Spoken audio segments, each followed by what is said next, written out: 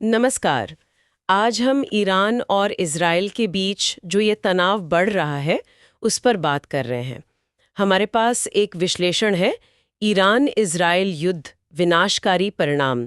तो हम समझने की कोशिश करेंगे कि ये सब क्या हो रहा है और आगे क्या हो सकता है। तो शुरुआत हुई 13 जून के इज़राइली हमले से। लगता है नेतन्याहू सोच रहे थे कि ये हमला, जिसमें ईरान के परमाणु ठिकाने तबाह हुए और उनके टॉप जनरल वैज्ञानिक मारे गए, उससे ईरान एकदम वैसा ही पंगु हो जाएगा जैसा 1967 में मिस्र हुआ था। पर शायद ये अंदाज़ा गलत निकला। बिल्कुल। स्रोत तो यही इशारा कर रहा है कि ये एक बड़ी रणनीतिक चूक साबित हुई। ईरान का जवाब वो बहुत तेज और जोरदार था। सोमवार सुबह तक देखिए 370 से ज्यादा बैलिस्टिक मिसाइलें दागी जा चुकी थीं। 370 से ज्यादा? बाप रे। हाँ। और निशाना क्या था?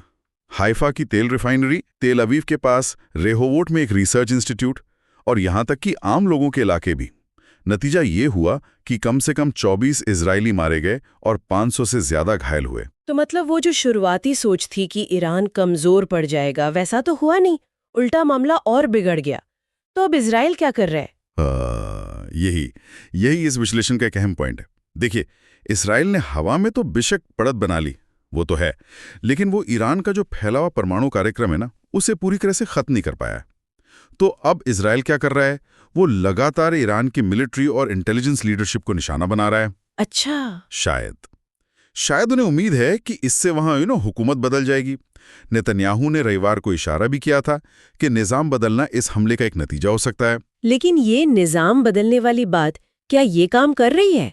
क्योंकि आप कह रहे हैं कि हर हमले के बाद ईरान और मिसाइलें दाग रहा है। सही सवाल है, बिल्कुल हो यही रहा। हर इजरायली हमले के जवाब में ईरान दर्जनों बैलिस्टिक मिसाइलें दाग देता है।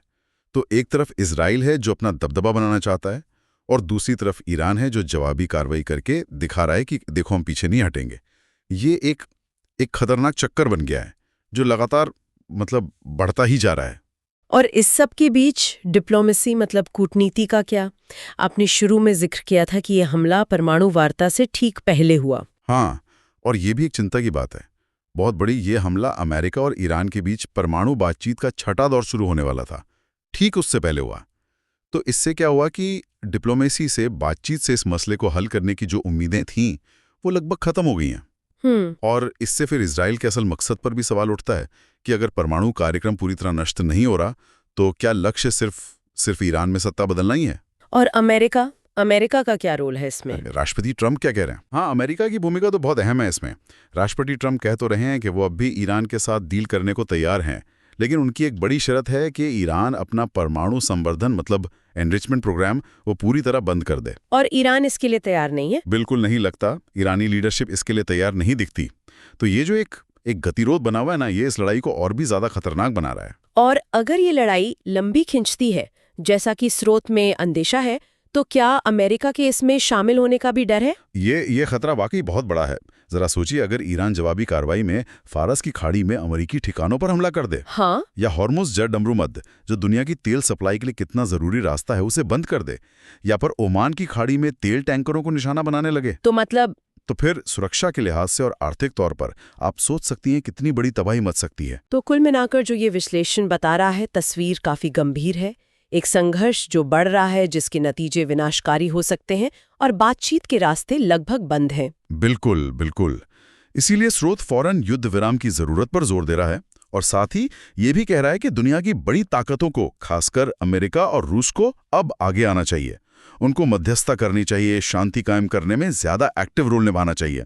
अगर राष्ट्रपति ट्रंप वाकई शांति चाहते हैं, जैसा वो कहते हैं, तो ये उनके लिए पश्चिम एशिया में स्थिरता लाने का एक मौका हो सकता है। इस पूरी बातचीत और विश्लेषण के बाद एक सवाल मेरे मन में आ रहा है सोचने के लिए, कि ये जो खतरनाक गतिरोध बना हुआ है और तनाव बढ़ता जा रहा है, इसे देखते हुए असल में युद्ध विराम लाने और इस बड़ी तबाही को रोकने के लिए आखिर किस तरह की कोई अप्रत्याशित घटना चाहिए होगी, या किस तरह का अंतर्राष्ट्रीय दबाव जरूरी होगा?